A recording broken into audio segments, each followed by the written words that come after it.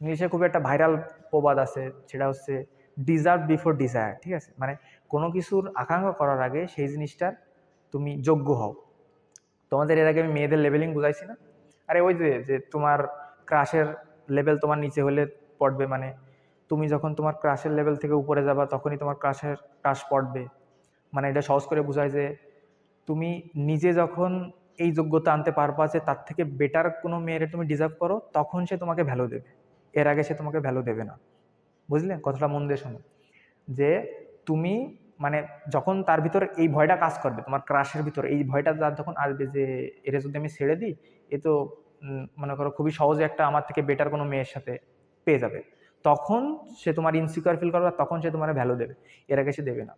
তাই তোমার নিজের লেভেল তার উপরে রাখতে হবে, মানে তোমাকে তার থেকে বেটার কিছু ডিজার্ভ করার লেভেলে নিয়ে যেতে হবে, তখন শুধু সে তোমাকে ভ্যালু দেবে।